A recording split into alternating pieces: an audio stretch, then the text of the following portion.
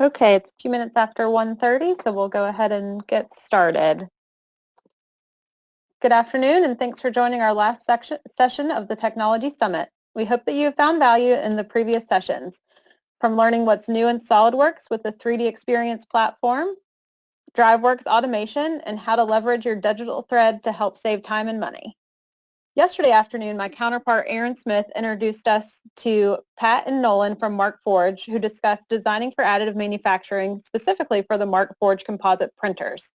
This afternoon, we're going to continue the discussion on designing for additive, but focusing on the HP multi-jet fusion technology. My name is Lauren Martin, and I'm the 3D printing account executive for North Carolina, Tennessee, Kentucky, Virginia, and West Virginia. And joining me, we have Justin Hopkins from HP.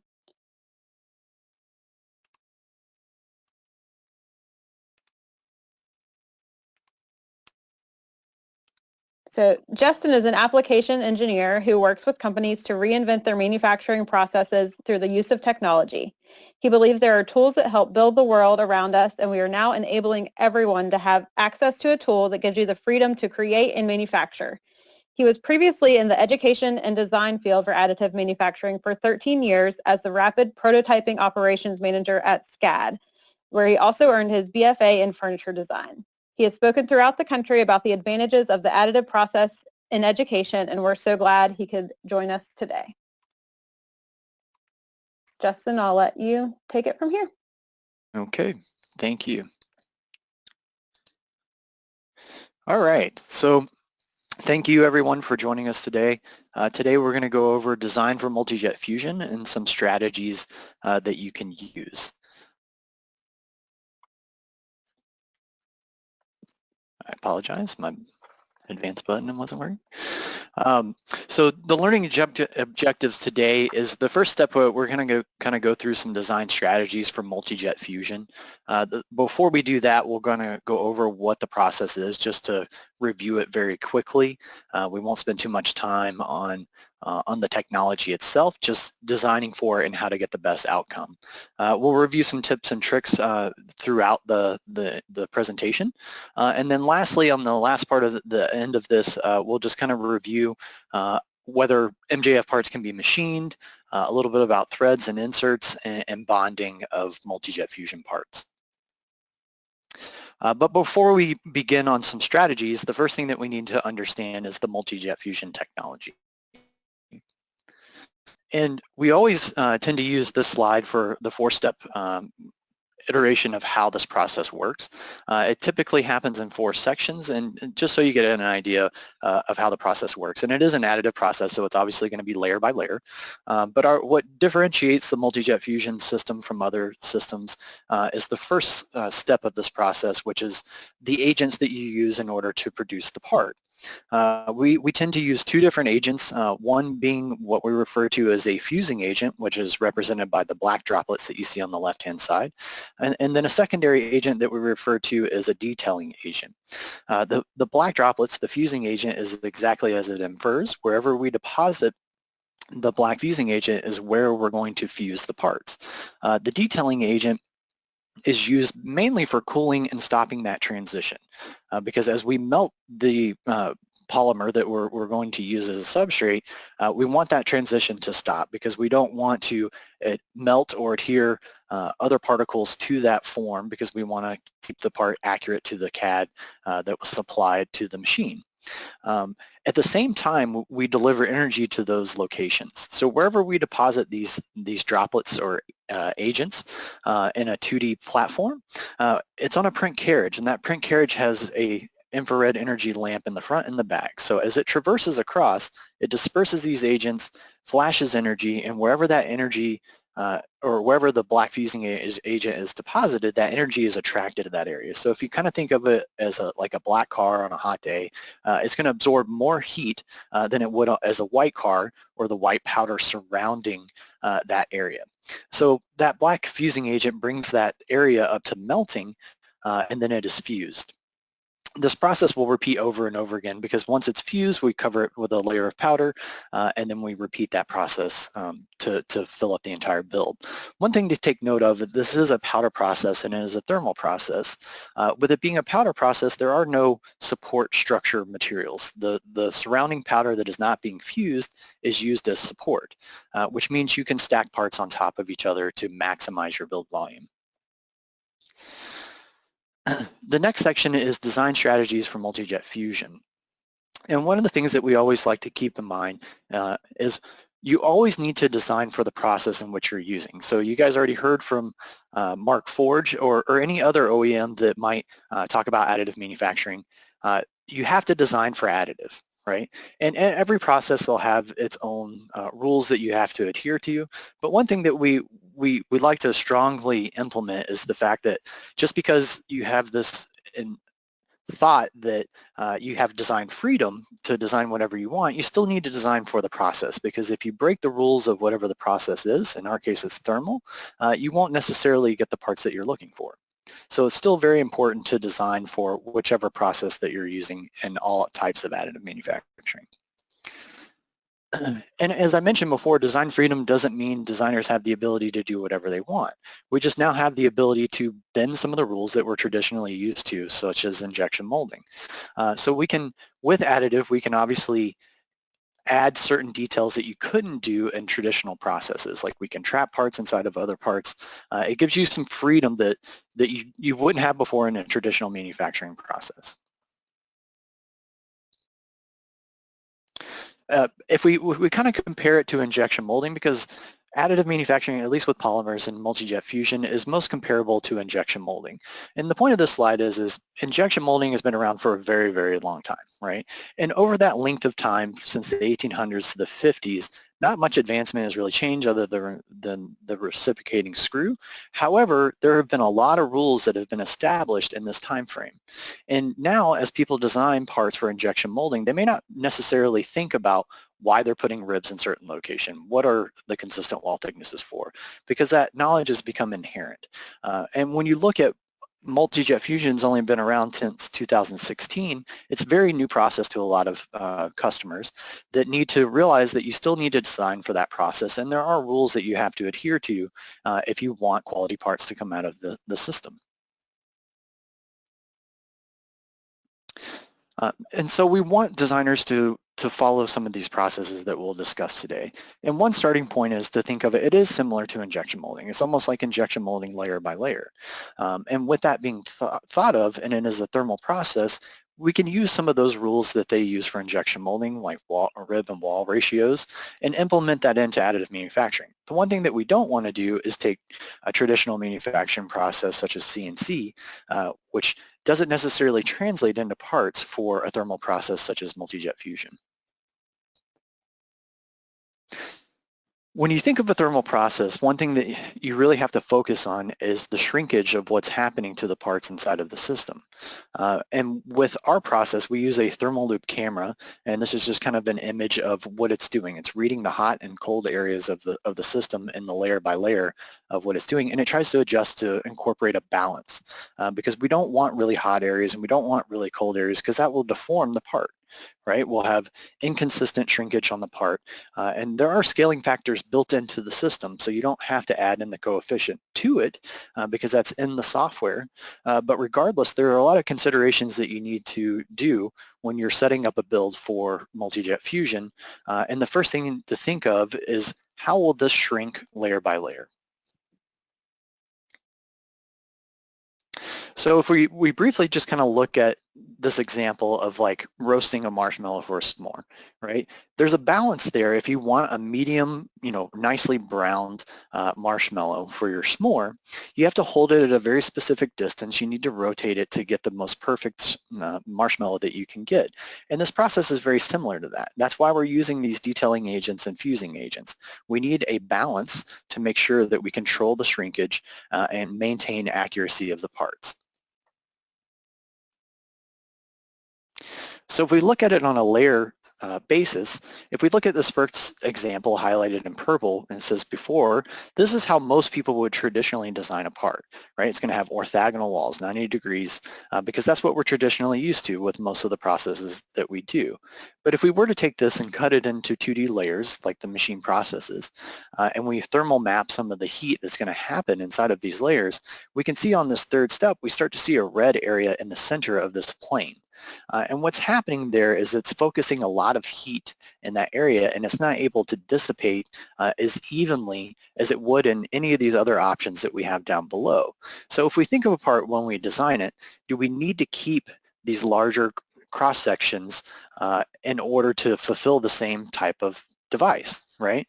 And there are different ways to go about this.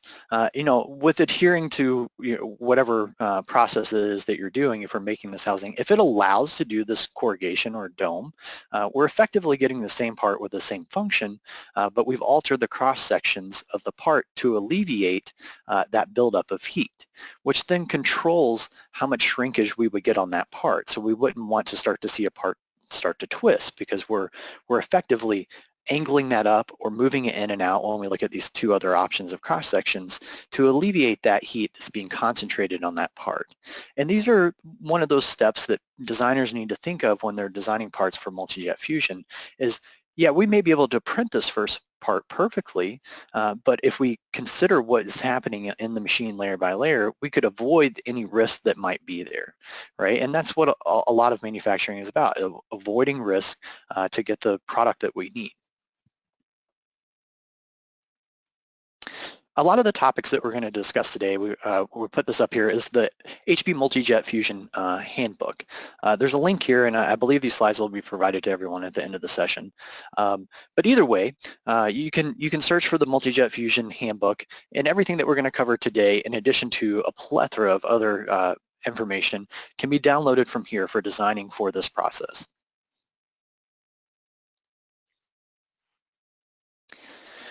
Controlling the printed area allows us to create extremely consistent parts and repeatable. So, that description that we just went through about controlling that layer, if we start to consider what's happening to the part on the layer by layer basis, we can get very repeatable parts throughout a fleet of systems. We get tighter dimensions over larger production runs because we're not causing stress to those parts. And other considerations when we get further into this about nesting the parts inside would apply to this also. So if we apply some of these rules that we're going to discuss, we can get parts that are free of warpage and sink and other defects that you might see in our process or injection molding.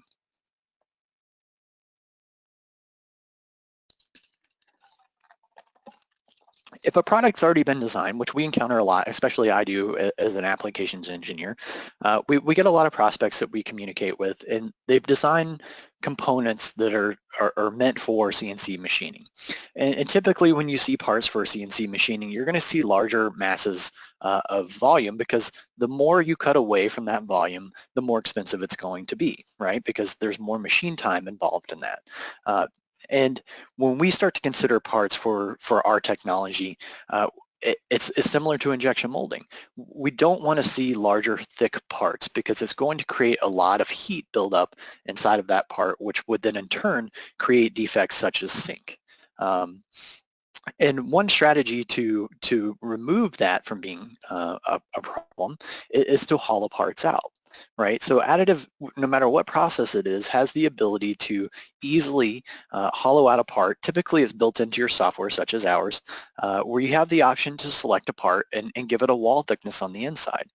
And what that's going to do is alleviate some of that mass inside of the part to perform the part consistently when you go to print it out, because we're not having to deal with all that mass on the inside. A side effect of doing this is you're getting quality parts, but you're reducing the weight of the part that you're actually producing, right? Because we're not using more of our agents. We're not consuming some of that material, which then in turn improves some of the economics of the parts. Another option that you should look at is you may not have the ability to just hollow the part out because of the mechanical requirements of whatever your application might be. I can't do a 1/8 inch wall. I need more structure there. So an alternative for additive manufacturing is to incorporate a lattice structure inside of that. So if you have higher mechanical requirements for a part and hollowing isn't necessarily just the option, you can hollow a part out. We've exposed these walls so you can see a lattice structure on the inside. Otherwise, we'd still be looking at a hollow part or a apparent solid part. But lattice structures allow you to gain a lot of those mechanical properties that you would in a solid part, still reduce your weight, still reduce the price of the part, but give you higher mechanical properties than just hollowing out a part. And this can easily be done in a lot of different softwares. With multiple people in additive manufacturing, you tend to see third-party softwares such as NetFab or Materialized Magics, and both of these products have lattice structures built in to the software that you can easily add this into the inside of a part. But where do you begin when you start to think of when do I start to hollow a part out? What thickness does the wall need to be if I'm just going to hollow out a part? A good starting point is to keep your wall thicknesses around 2 millimeters for a hollowing out a part. You can obviously increase that. I tend to start around 3 millimeters. It really depends on the application and what the part is. But if you start to get up to a point where you're going to need a wall that's around 7 millimeters thick, you should start considering using lattice structures inside of your part to retain the mechanical properties of that part. You're trapping the powder inside of it, which we'll explain a little bit later of how to recover that. But anything that you're not using, specifically with our process, you're going to recover and you're going to be able to reuse that powder that hasn't been turned into a part for the next build. Right? Because our process allows to have up to 80% recycled material and 20% fresh. So recovering powder, whether it's in a lattice structure or if it's in a hollow part, can be important depending on how many parts you're producing and what the part is going to be used for. But the idea is that we want to recover as much powder as possible. In some instances, you can't do that. You can't put a plug hole inside of your part to recover it, and that's okay. But if we start to look at lattice structures themselves, they're all based on cell units, right? So basically it's a structure inside of a cube that's repeated over and over and over again. And the recommendation, at least some geometries are going to be a little bit different, is you're going to start around an 8 millimeter cell structure, right?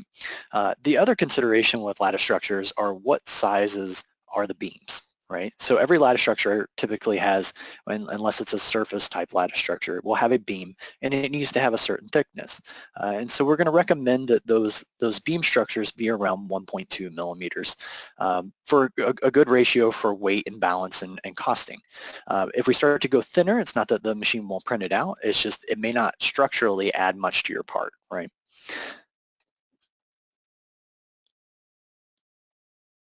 One topic that we're going to cover with some of these strategies that we're discussing today is our 300-500 series system probably has the most parts that are end use in any type of component on the market that are all additive manufacturing produced. And a lot of these topics that we're going to discuss, these rules are applied to these parts that you see here, and there's more than 140 unique components that are inside of this system that have been produced on multi-jet fusion, incorporated into the machine. And the reason that we bring this up is that, if we didn't have some of these rules in place that we're discussing today, it wouldn't be possible necessarily to do production runs of these amount of parts inside of a system and be consistent and have quality parts for a manufacturing run. And one of these processes that we apply to a lot of these parts is using tessellated patterns and skeletal structures. And reason being is, if we look at the top where the part hasn't been cored out, typically that would be like an injection molding part. And we have these planar surfaces there so we can make sure that that material flows to the areas that we need to. But with our process, as we illustrated before, the larger surface area that we have, especially on large planar parts, the more buildup we can have and the more risk that we would have for a part to warp. And so with that being thought out for when we started designing parts for the system, it made a lot of sense to remove those because they're not really necessary. It's increasing the price of the part. It allows an area for the part to cool more evenly and doesn't really add anything to keep that mass there. So we implemented this throughout a lot of the components that are inside of the system, keeping this idea in mind that remove material wherever necessary to maintain a part that has an even layer by layer shrinkage, right? And the major rule of doing that is keeping consistent wall thicknesses and removing large areas of mass.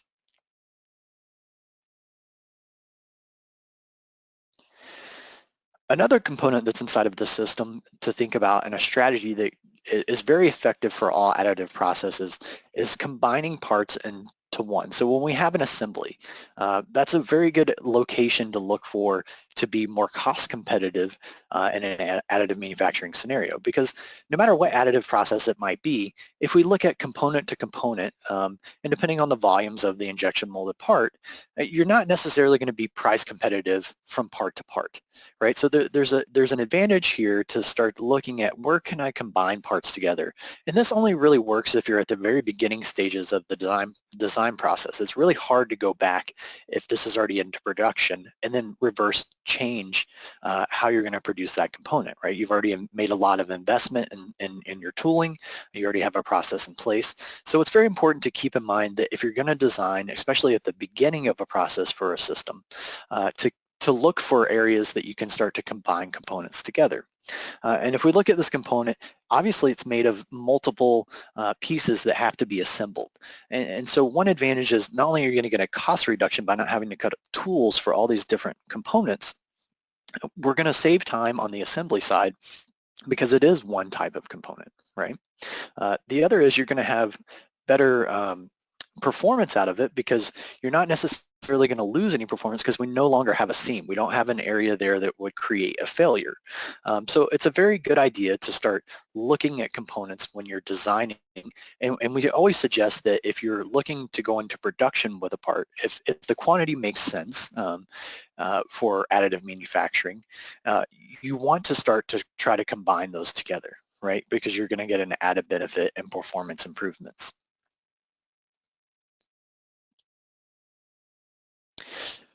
So throughout these 140 different parts, one thing that we had to start thinking about is how do we order these parts, right? Typically with most additive manufacturing processes, or anyone that's on the webinar today, if I ask you to start producing components for a system, your first thought would be to take that component, fill up your build with as many parts as possible of that same component.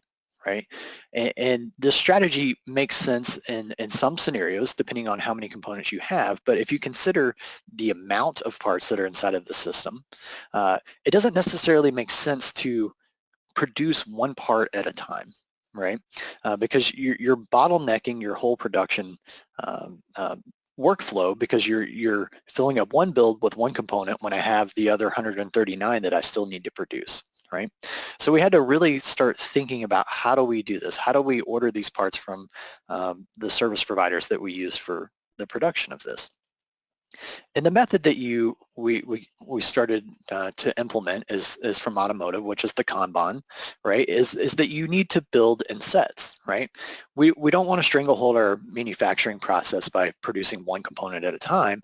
We want to build a complete system that completes the product in one component at a time, right? So as one of these sets is completed, that accounts for one machine, right? And then how do you maximize the amount of sets that you can put into a system to be produced, but still retaining the fact that you want to build complete sets?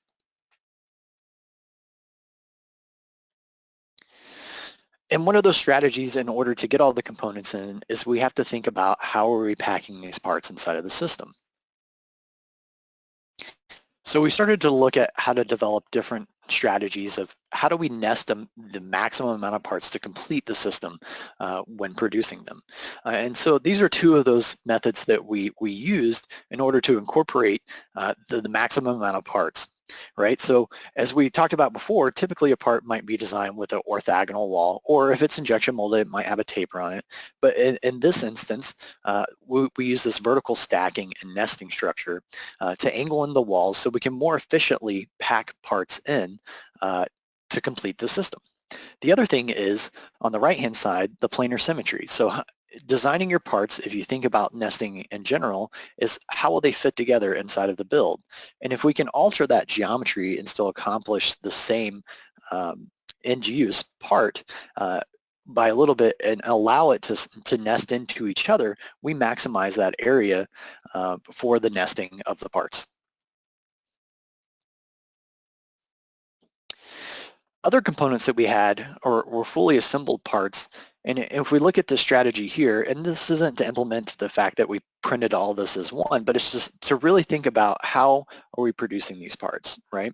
If we look at the original design, the part obviously rotates and snaps together and it holds a filter. When we first started to see how many we could fit, we obviously left it in that orientation. But since this has the ability to hinge, we could maximize more production of these parts if we started to unfold it. And these are the type of strategies that, even with this part, maybe it's not completely linearly unfolded when we go to nest it with other components. Perhaps part of it is rotated and part of it isn't in order for it to fit more efficiently inside of the system. And when we took into consideration of some of these strategies, how we designed some of the parts, started to think about the packing. Originally, before we did any of that, we had, initial run of the designs, and before we made any edits for nesting in general, we were able to fit two complete systems or sets of systems inside of our 4200 system. All right, but after starting to think about how to nest the parts, angling the wall to do like what we would refer to as like a solo cupping, and then angling some of the hinge parts, using some of the nesting tessellations for them to fit together better, we were able to accomplish putting 3 full sets inside of the system. So you can imagine how much more return you get out of it when we complete another set.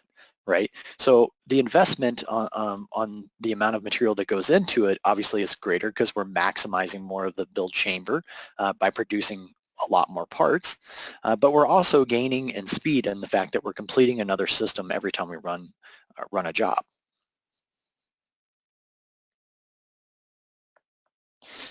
And that's part of the way that we accomplished over this 140 different components.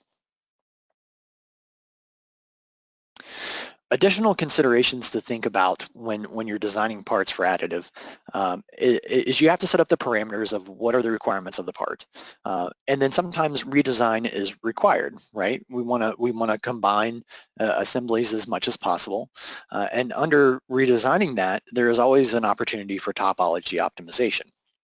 And topology optimization, if you're not familiar with it, is generated through a computer where we set certain requirements on a part for stress and load, and then it runs through multiple cycles and removes as much material as possible to complete whatever the requirements that you've implemented into the system. So that's one consideration that you could think of doing, which would be topology optimization. And then we briefly discussed lattice structures. And lattice structures can be incorporated in multiple ways. They could be exposed, they could be unexposed. It really just depends on the application in which you're using. But it's a very good strategy to always look for if you can implement lattice structures. Another consideration to think about when you're producing parts for additive is what is the post-process of the part and what is it going to need to go through? What are the requirements? So if you're judging, there's the cost of the part being produced on the system, but then there's always the secondary cost of the part of post-processing. If it's an internal part to a structure, it may not need any secondary post-processing. It may just fall within our standard post-processing of blasting a part. But what are the requirements of that post-process? Do the parts need to be painted? Do they need to be chemically treated because they're going to be seen, right? And those all need to be factored into the cost of the part. And if you think of all these considerations when you're judging whether a part would fit for additive manufacturing, these have to be added in because it's going to add cost to the end result of the part. And then we've already gone over assembly unifications, but it's just a reminder that anytime there's the ability to do assembly unifications. It's an advantage for additive manufacturing.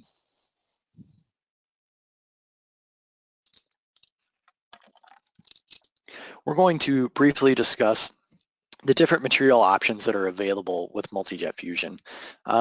And the materials that you see here, some of them are different arrangements depending on which system it is. Basically, if we look at the materials that are here, these are all the materials that we have available on the larger systems. Some come from different manufacturers, but it's a chart that you could look at to kind of judge what type of materials should I be thinking of for my application, and where does that lie, right? So if we're looking for something with a very high stiffness, PA12 may need to be in the material that you're looking for, right? But if we're looking for something with a very high elongation, we might start to consider one of the TPU options that are available, whether it's 42 or 5200. But you have to judge what are the requirements of the part that you're using to decide what material is best suited for your application. And in most cases, you're going to see, on the far left-hand side, which is the PA12, it's going to have the all-around best capability. It's the first material that we launch with. It's the most investigation that we've done, and it's a very widely used material for multiple applications because it has a lot of benefits in different areas, right? As we can see from the chart here. We recently released a polypropylene material. And the polypropylene material is something that you're going to start to look at if you really need a high chemical resistance to a lot of different environments. And you need something with a very low moisture absorption. So we have a variety of different materials available depending on the application in which you're looking for.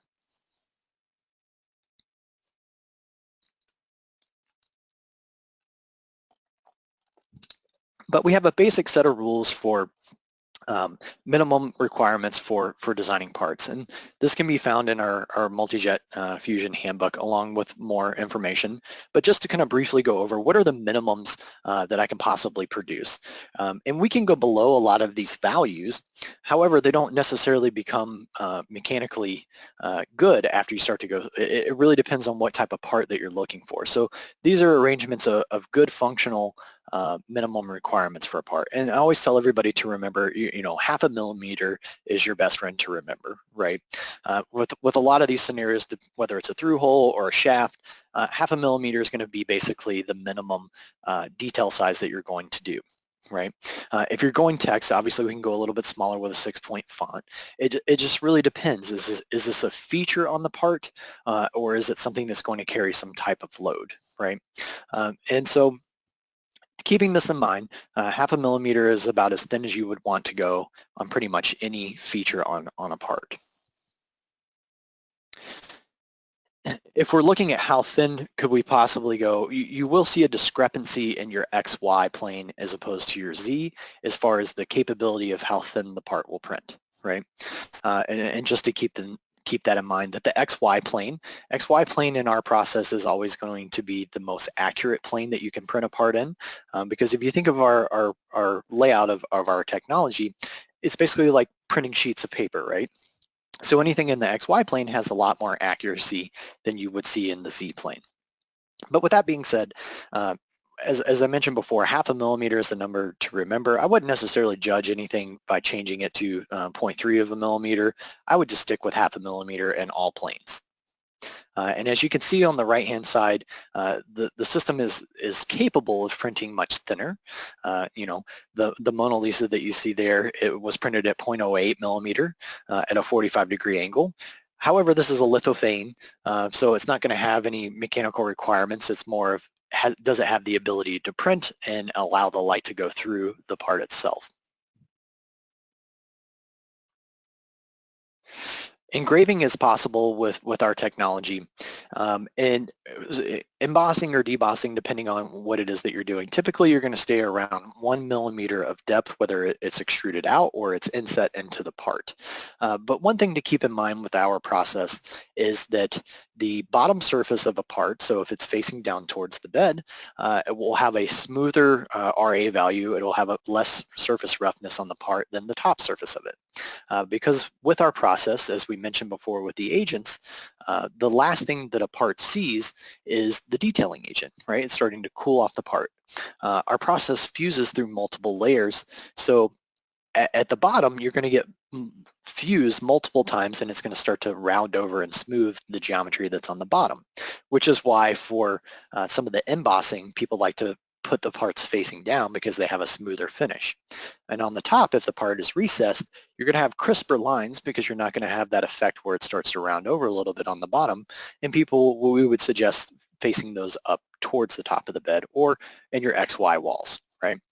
The bottom surface is the only part that sees the effect of the slight rounding, and the top is the only surface area that will see a little bit rougher of a surface because it's being exposed to that detailing agent. If we start to look at minimum spacing for if I have a pin that needs to snap fit into another part, or do I have enough clearance in order for that to actually work, we're going to recommend that you leave an overall gap of 0.4 millimeters, right? So you could do 0.2 from part to part with an equal number of 0.4, but this allows that you have to have some interference for the part to go through, right? If we obviously make the part the exact size, it won't necessarily fit in. And there will be some shrinkage on the part, or it may expand inside of a hole, right? So if we have this hole where the pen goes into, the diameter of that hole, the through hole that the pen would go into, will nominally be a smaller diameter than what was originally drawn, right? Because there's going to be more heat in there and it's going to expand a little bit. And that's why we have this spacing of 0.2, right? If we're going to produce a part that is fully assembled, you're going to start on a value of 0.7 millimeters to leave some more spacing, because we're going to be trapping powder inside of the rotation of this ball and socket joint. And the more heat that's generated in between those surfaces, even though it can print a much smaller space in between them, you still have to free up the powder that is inside of that joint in order for it to escape. And it can escape either by friction of moving it back and forth, or you may need to put in an excavation hole for it to be blasted out. It just depends on the strategy of what you're doing and what the end result of the application is. If the parts start to have thicker walls, you're going to have to increase that space in between the two surfaces because more heat will be generated, and you could potentially fuse the powder in between the two parts. But a general rule of thumb is you're going to start at 0.7 millimeters, and it may need to increase depending on how thick that final thickness is of the part. And as I mentioned before, you want the ability to recover as much powder as possible because a lot of the variable cost of a part is driven by the material itself, right? By the powder. So the more that we recover and the more that we can recycle, the more effective we are on our economics. And one strategy for removing powder that would be trapped inside of a volume is that you have to have, or you don't have to have, but if you're going to recover, you need to have a drain hole in order to recover that part. And typically you're going to be at a 5 millimeter hole in order to recover that, because we need to be able to blast inside of that for the powder to come out, right? Or if we're going to put a tool inside of it to recover it back into the system, we have to have a large enough hole in order to insert a tool inside of it to remove some of that powder. It is recommended to have 2 holes, right, so we can generate airflow through it if we were just going to blast it out with air to recover the powder. Or if you're only going to do 1 drain hole, it's recommended to have a larger hole in order to have more access to the powder that's inside of the part. You tend to see multi-jet fusion parts used in ducting. And ducting can prove some challenges in order for recovering the powder, right? So depending on how many turns it makes and what the angle of the turn is and what the diameter or the space is inside of that duct, you need a way to remove the powder out. And I can tell you from experience, it is very advantageous to print a sacrificial chain inside of the part to remove the powder. Because you do think, okay, it's just powder, it's trapped inside, but it's very hard to collapse the powder. Once it starts to collapse, all the powder will easily come out, but you have to break down some of that powder in order to get it to start to collapse in order to remove the rest of the powder out. And this is one good strategy, is to sacrificial pull chain through the part, because as we extract that out, it'll start to collapse, and then it's very easy to remove it.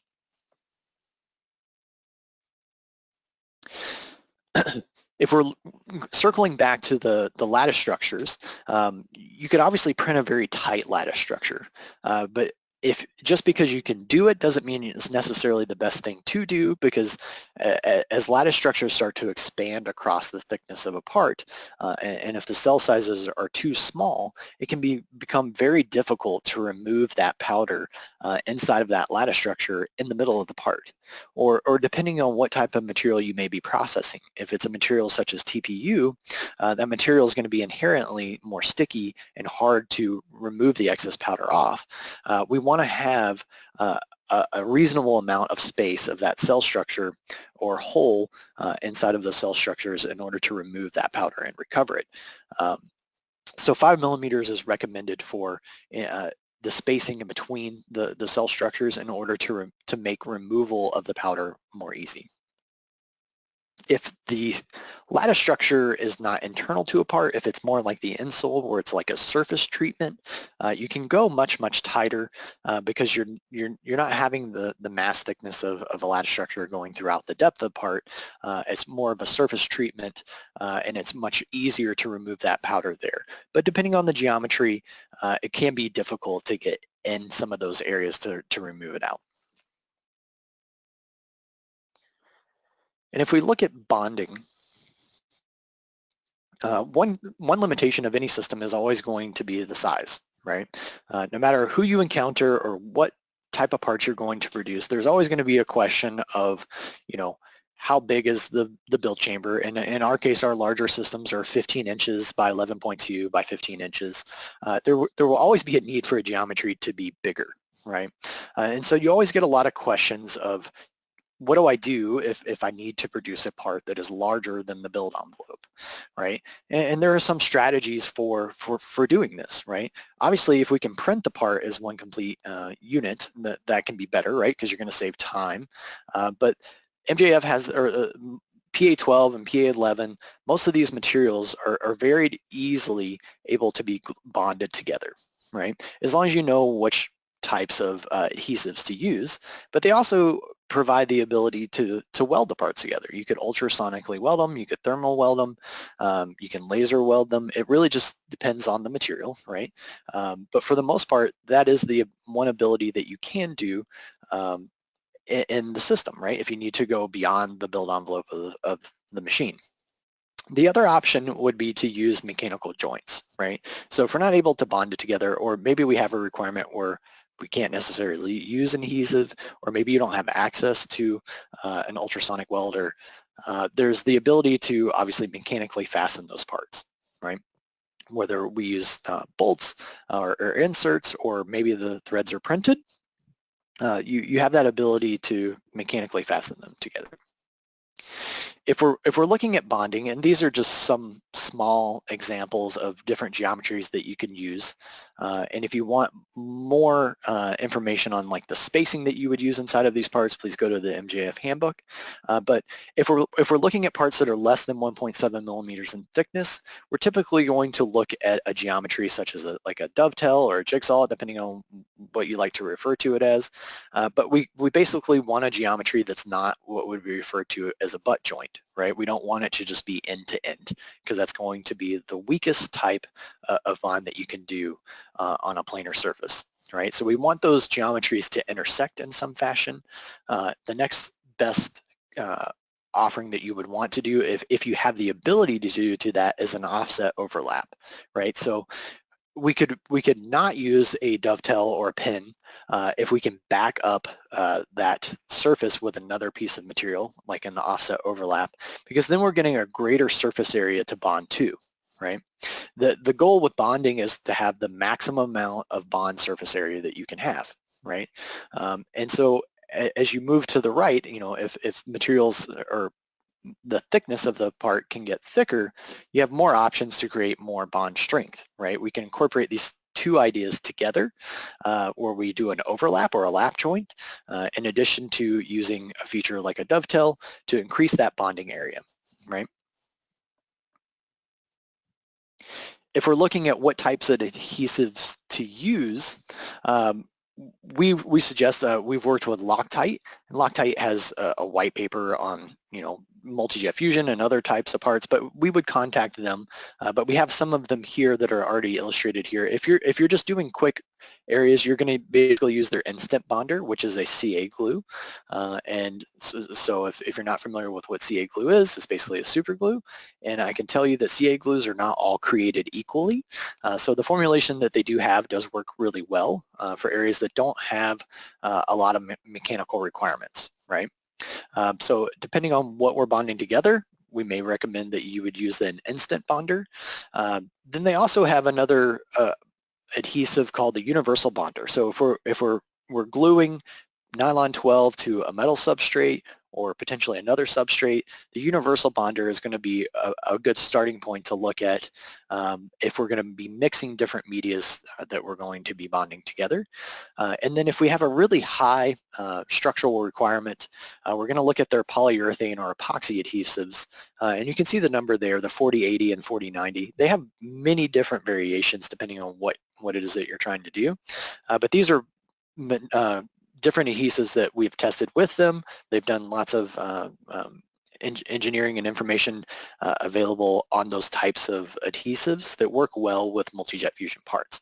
But the one critical thing is that you're always going to have to define what material it is that you're bonding, right? If it's polypropylene or if it was a TPU, you're going to have to probably communicate with someone such as Loctite to make sure that that particular material that it is that you're bonding, that this particular adhesive works well with that material. But this is a good starting point to look at. And then we get this question a lot is, can multi-jet fusion parts be CNC'd, right? So there's a huge advantage on being able to secondary post-process a part, right? Because regardless of what additive manufacturing process that you might be using, you can only achieve a certain tolerance with those types of parts, right? Regardless whether it's MJF or it's SLS, it doesn't really matter. We're not going to be able to achieve in any of these processes the same type of tolerances that we can achieve through CNC machining, right? So it's advantageous of the fact that if you have the ability to secondary machine, if you have a very high requirement of a tolerance, I would suggest looking at CNCing those critical components. One thing to keep in mind with additive manufacturing is you really need to define what are the critical areas of dimension, right? Because additive manufacturing cannot get to the same tolerances that you would in CNC. So a lot of times when we communicate with different prospective customers or current customers, is you have to have that conversation of what is critical for dimensional stability on a part, right? There's a lot of times that people will say, oh, the whole part has to be X tolerance. And that's because they're used to going through a CNC process or a different process that has tighter tolerances that is known, right? And with additive, you have to allow for more variation in tolerance. So to circle back to the CNC machining, it can increase the ability to have a much higher tolerance, and the types of cutting tools that you would use and the feeds and speeds are going to be exactly the same as you would if you had a billet of nylon, right? They're going to be very exactly and comparable to the traditional tools and speeds as you would if you were machining a thermoplastic in billet form. Threads and inserts. So we've done several amount of testing on different types of inserts. We're just quickly highlighting a few here. And these three tend to work. So the flange screwed expanded, so the part goes in, it expands out as the part gets screwed into the insert, and the knurled part starts to grip to the walls. right? Or you have the threaded inserts that thread into the part that you're going to insert it into, and then you have heat staking inserts. So these are the three recommended inserts that we would suggest using for multi-jet fusion parts, but it's going to depend on the application. If you have the ability to use heat stake inserts, it has the maximum torque out on an insert for multi-jet fusion parts. So if you have that ability to do that, and if you're not familiar with what that process is, you essentially print the diameter that you would need for the insert to drop into. Well, it doesn't fully drop into it, but you set the insert on top of it, and then you have a tool that heats up that insert, and then it melts into the plastic itself. So you can only imagine that as it starts to melt in, that material kind of bonds around the ribs that are on to the insert, and it's much harder and more effective of a way to do it, as opposed to threading using a threaded insert. If we're using a threaded insert, we're relying on the material itself as it starts to thread that part into there, and nylon is not necessarily known for its best ability to have strong threads, right, as opposed to a brass part. If we're printing threads to have end use, you can produce printed threads through multi-jet fusion. I always suggest, if I'm going to print it, I would always chase out the threads, right? Because if you're creating a thread for multi-jet fusion, you have to use the lower end tolerances of the spacing for the thread in order for it to work, because the tolerances are so tight that you tend to get a little bit of expanding inside of the female end of the thread, and then it makes it difficult for the part to thread into. So can it be done? Yes, it can be done. And some applications, depending on what it is that you're trying to do, I would personally suggest using a tap or a die to chase out your threads. So I would start with, not using the lower limits, print them or design them as standard, and then chasing them out to make sure that they're at the tolerance that you would need.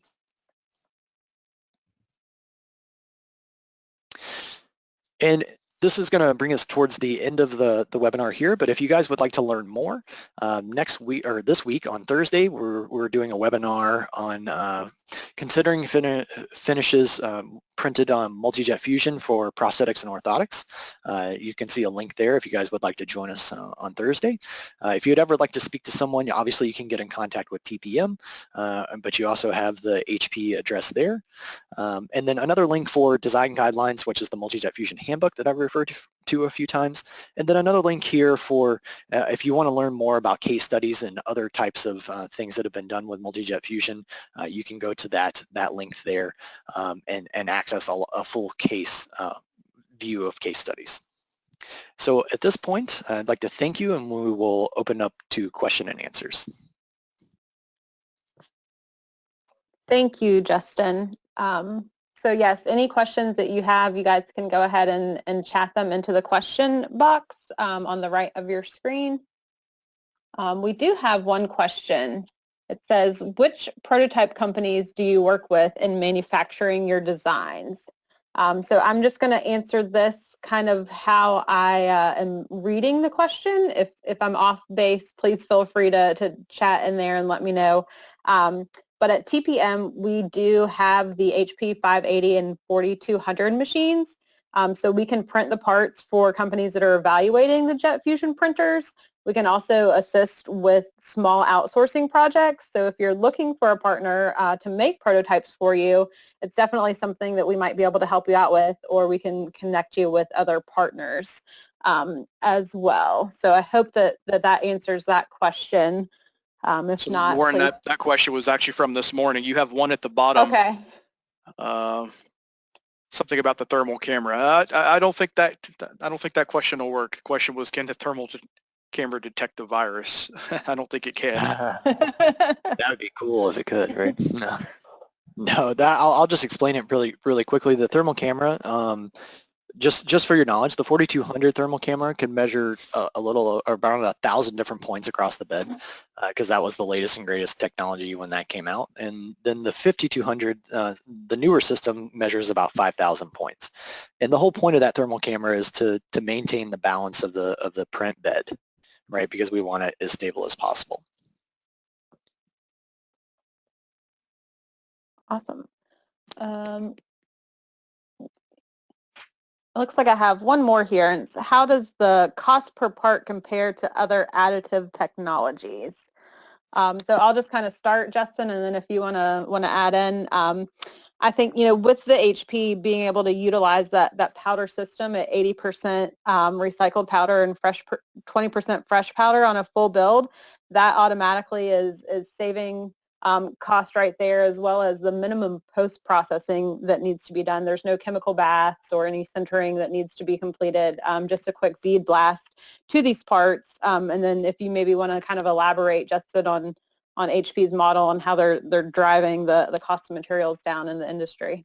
Yeah, so I'll elaborate on that, and I'll give you a good answer. So as far as additive manufacturing, will multi-jet fusion be the cheapest on every single part? No.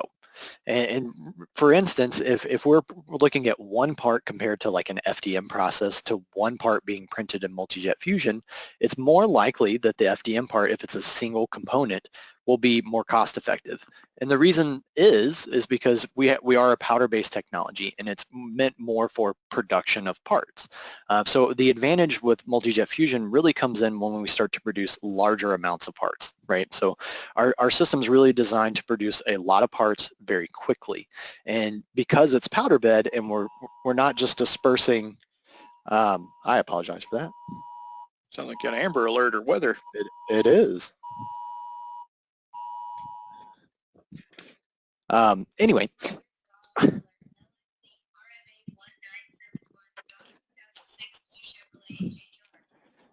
the process allows to print multiple parts very, very quickly.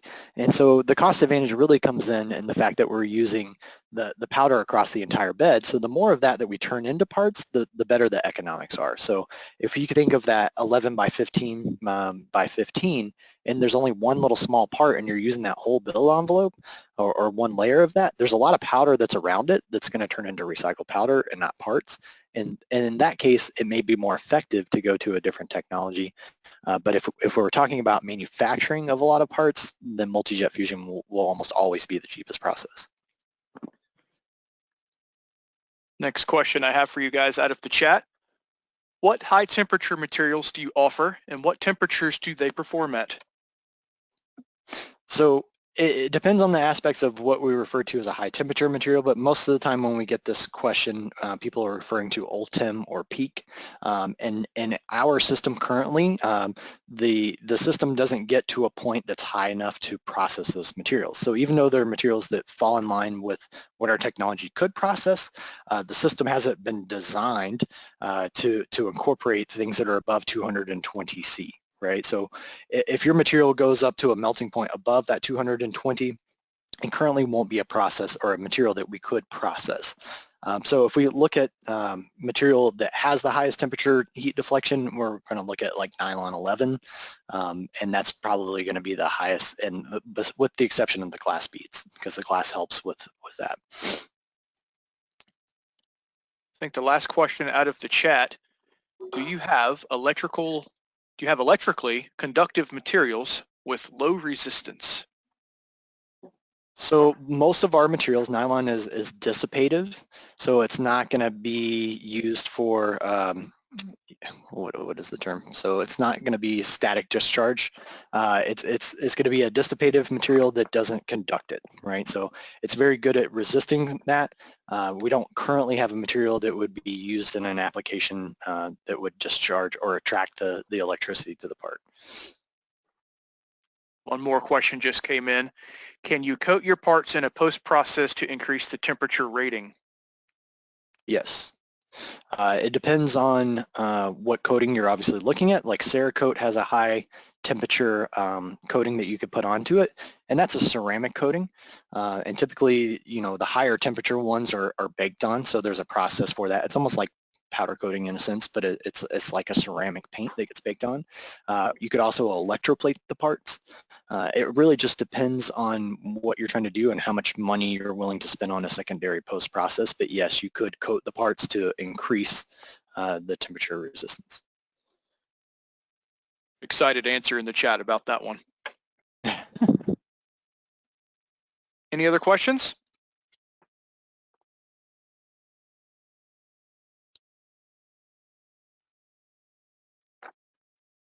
All right, guys. we're at That's everything. 2:30. Want to respect your time. Thank you, Justin, for joining us, and thank you to all the participants. If you like this presentation, again, my name's Lauren Martin. If you didn't, my name is Erin Smith. I'm just kidding. But really, if you have any feedback, good or bad, on this session or any of the other sessions that you were able to attend, we'd love to hear from you. All of the sessions have been recorded, so you'll have a link in your email over the next few days. And on behalf of our TPM team and our partners, we sincerely thank you and hope you all have a great afternoon. Thank you, everyone.